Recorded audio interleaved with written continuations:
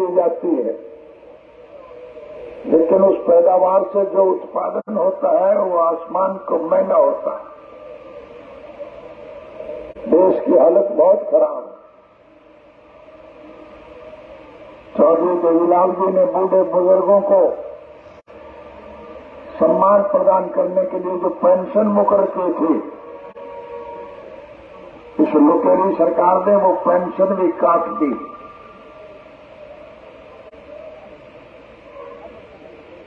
कर्मचारियों की रिटायरमेंट के बाद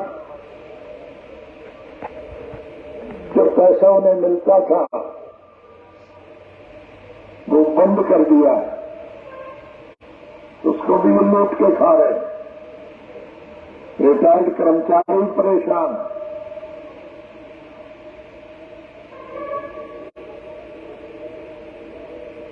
इस सरकार की तरफ से इस प्रकार के कानून बनाए जाते हैं जिससे इस देश का हर नागरिक दुखी है, परेशान। आज महंगाई आसमान को छू रही है, बेकारी और बेरोजगारी निरंतर बढ़ रही है।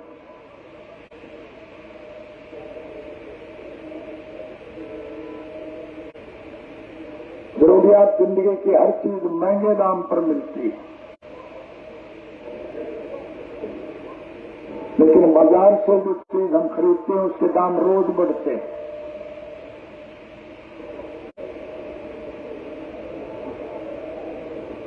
डीजल और पेट्रोल महंगा हो रहा है,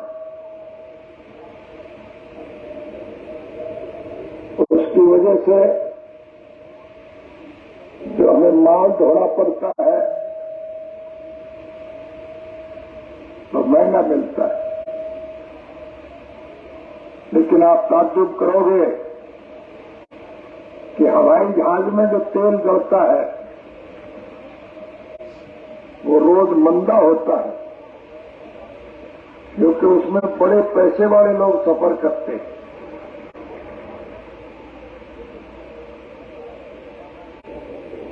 देश की सारी हालत का अगर मैं जिक्र करूंगा तो बहुत समय लग जाएगा।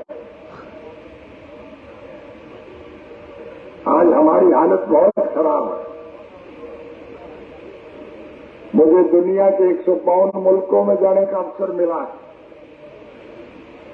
सैर सपाटे के लिए नहीं,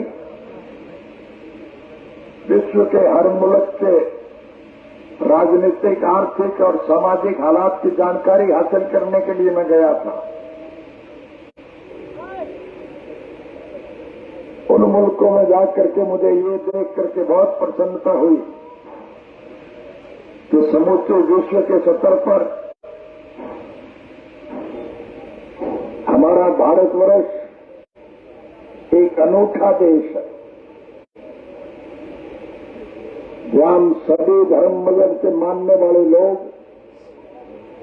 सभी जात बरादरी के लोग,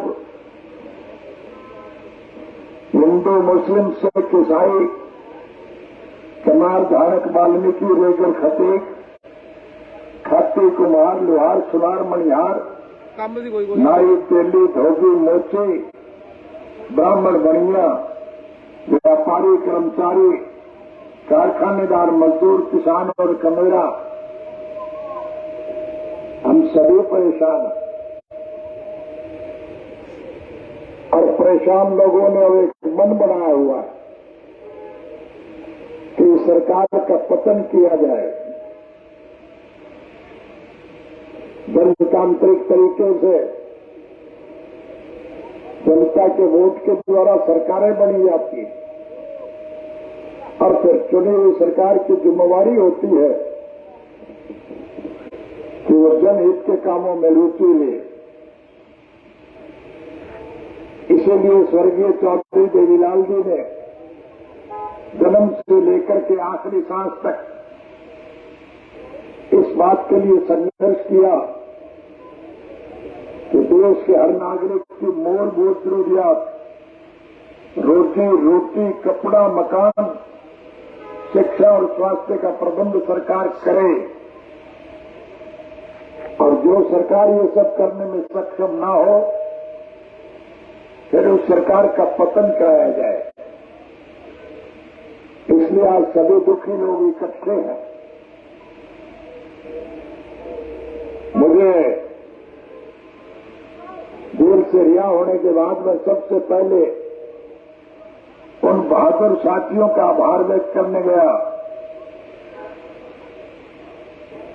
जो गर्मी, सर्दी, बारिश और धक्कड़ की परवाह किए बिना भूखे प्यासे दिल्ली को जाने वाली सड़कों पर धरना दिए बैठे और सरकार से मांग कर रहे हैं कि किसान विरोधी जो गलत कानून बनाए गए हैं उनको वापस लिया जाए। प्रधानमंत्री इस बात पर बजट थे कि बने हुए कानून कभी वापस नहीं हो सकते, लेकिन मैं बधाई दूंगा उन बहादुरों को जिन्होंने दृढ़ निश्चय के साथ एक संकल्प लिया कि हम मर जाएंगे, लेकिन जब तक ये काले कानून वापस नहीं होंगे हम धरने से नहीं उठेंगे। और झक मार करके प्रधानमंत्री को झुकना पड़ा। न सिर्फ वो सारे काले कानून वापस लिए, बल्कि देश के बहादुर किसानों से माफी मांगी थी। लेकिन उस धरने में मैंने विशेष रूप से देखा कि हर धर्म, मजहब, जात बिरादरी के लोग बैठे। संगठन मजबूत होगा, चुनाव जब आएगा तो फिर हमारे वोट से कमेरे इस देश के राजभाग के मालिक होंगे और लुटेरे जेल की सलाखों के पीछे बंद किए जाएंगे। साथियों,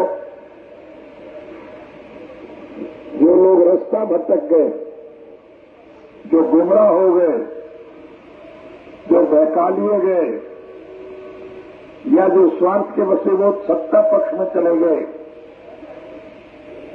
आज वो बहुत परेशान और दुखी। तो फिर आपसे जुड़ना चाहते हैं। हमारा किसी से कोई द्वेष नहीं है, हमारा किसी से कोई विरोध नहीं है। हम तो चौधरी देवीलाल जी के स्वप्न साकार करने के पक्ष हैं। हम चाहते हैं कि इस देश का मेहनत कश मेरा संपन्न, समृद्ध और खुशहाल हो। इसलिए सभी लोग जुड़ेंगे। आप चुनाव में देखते हैं कि कितनी भारी भीड़ रहती। फतेहाबाद की रैली रिकॉर्ड तोड़ रैली थी और देश की विभिन्न राजनीतिक पार्टियों के अग्रणी नेता स्टेज पर बैठे हुए थे और उन नेताओं ने लाखों की संख्या में जब आपको देखा, उनको हौसला मिला।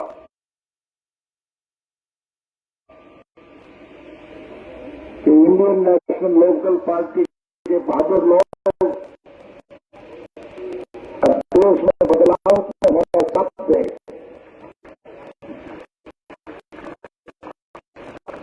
सभी विरोध पक्ष के लोगों ने जुड़ने का निर्णय लिया। बातचीत चल रही है,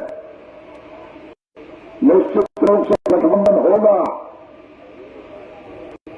और जब चुनाव होंगे तो फिर कमेरे देश के राजभाग के मालिक होंगे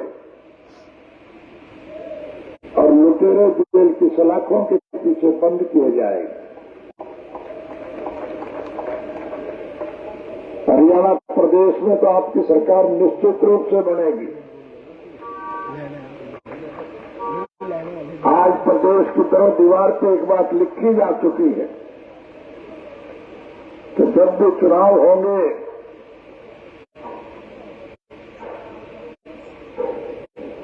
इंडियन नेशनल लोकदल पार्टी की हरियाणा में सरकार बनेगी। हमारी जब सरकार बनेगी तो मैं आपसे वायदा करके जा रहा हूं कि हम उन बूढ़े बुजुर्गों की पेंशन जो इस नालायक सरकार ने काटी है,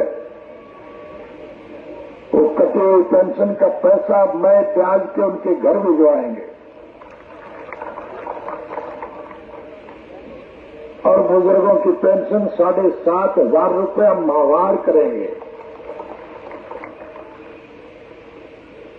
महिलाओं को खाना बनाने में दिक्कत आती है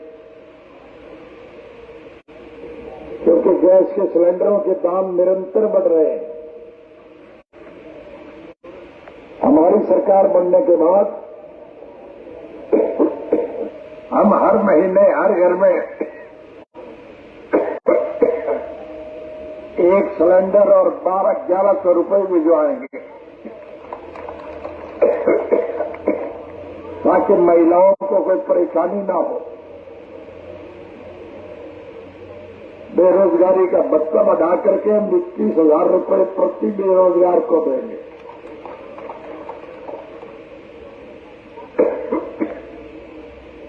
हम हर बच्चे को निःशुल्क शिक्षा देंगे। बच्चों की शिक्षा के लिए कोई पैसा खर्च नहीं होगा और पढ़ने वाला बच्चा अगर बीमार हो जाएगा तो उसका इलाज सरकार की तरफ से मुफ्त कराया जाएगा और पढ़ लिख के जब वो बच्चा योग्य हो जाएगा तो फिर इस योग्य बच्चे की योग्यता के मुताबिक उसे अच्छे पद पर बिठाया जाएगा। गांव का लड़का अगर पढ़ लिख करके बड़ा अफसर बनेगा तो गांव की भलाई की बात करेगा कि नहीं करेगा?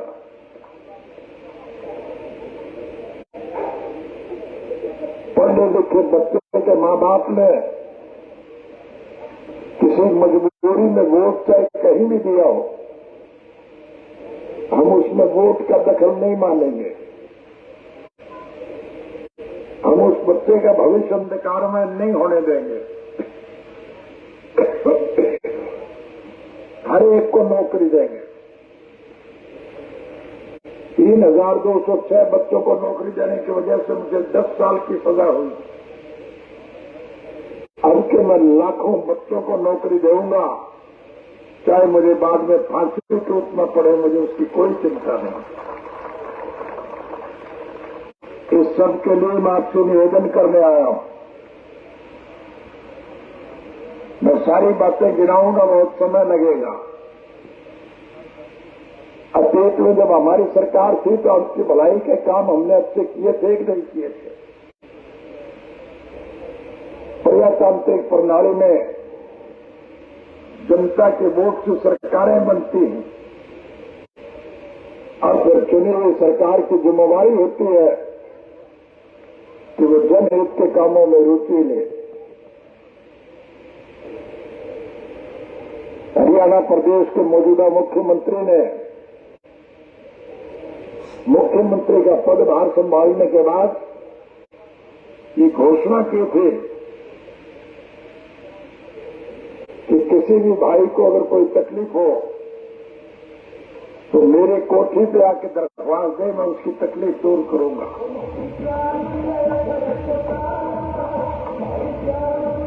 एक दफा मुझे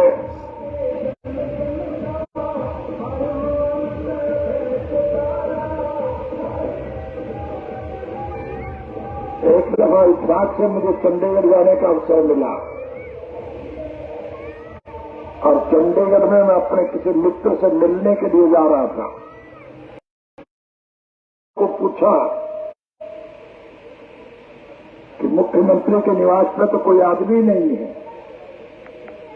मुझे लोगों ने बताया कि क्या करेगा यहां आके कोई, यहां काम तो किसी के होते नहीं। कोई दरख्वास्त लेकर के आए तो पुलिस वाले उसे पकड़ के पीटते हैं और जेल भेज देते हैं। मैंने उसी दिन से तैयार कर लिया कि अगर कभी सरकार बनाने का अवसर मिला तो हम इस कानून को बदलेंगे।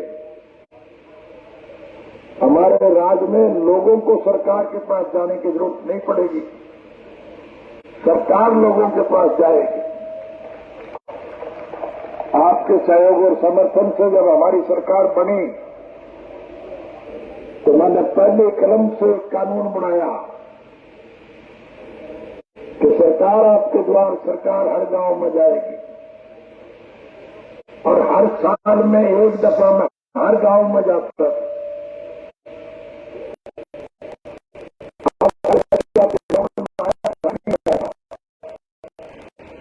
और जो गांव के लोग थे वो नहीं करता। कई मांगे ऐसे थे जो बिना मांगे मैंने पूरी की। हमारा देश सभी धर्म और मजहब का मानने वाला देश,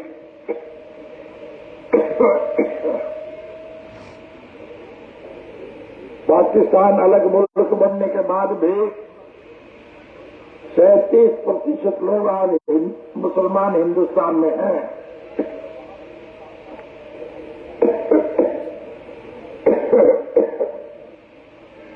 किसी मुस्लिम का अगर निधन हो जाए, मृत्यु हो जाए, तो वो उसे कब्रिस्तान पे ले जाकर के दफनाते हैं, जलाते नहीं है। और किसी बूढ़े बुजुर्ग की मुसलमान की मृत्यु हो जाए, उसके परिवार के लोग उसे उठा करके कब्रिस्तान में ले जाए और मिट्टी खोद करके उसे दफना देते। वो तो दफना के चले जाते हैं, लेकिन पीछे से आवारा कुत्ते उस मिट्टी को खोद करके उस डेड बॉडी को निकाल करके ले जाते हैं। तब मुसलमान महसूस करता है कि नहीं करता? इसलिए हमने कानून बना दिया कि हर कब्रिस्तान की 4 दीवारी बनाई जाएगी।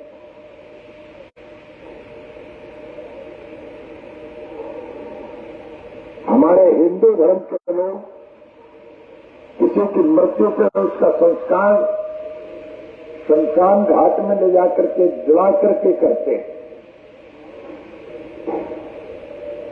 लेकिन बारिश के दिनों में रास्ते पानी से भर जाए और किसी बूढ़े बुजुर्ग की मृत्यु हो जाए तो उसे शमशान में ले जाने में दिक्कत होती है कि नहीं होती? इसलिए उनकी दिक्कत को दूर करने के लिए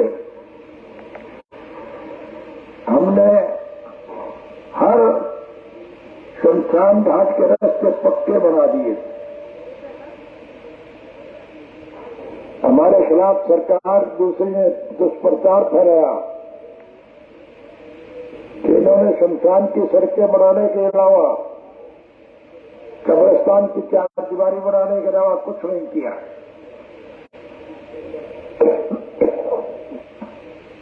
लेकिन हमने लोगों की सुविधा के लिए किया। आज भी मैं आपसे वायदा करता हूं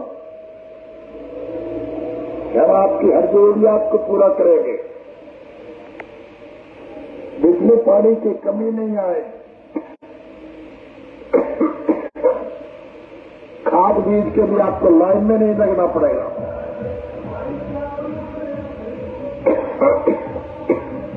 आपके उपज का भाव महंगे हिसाब से बिकेगा।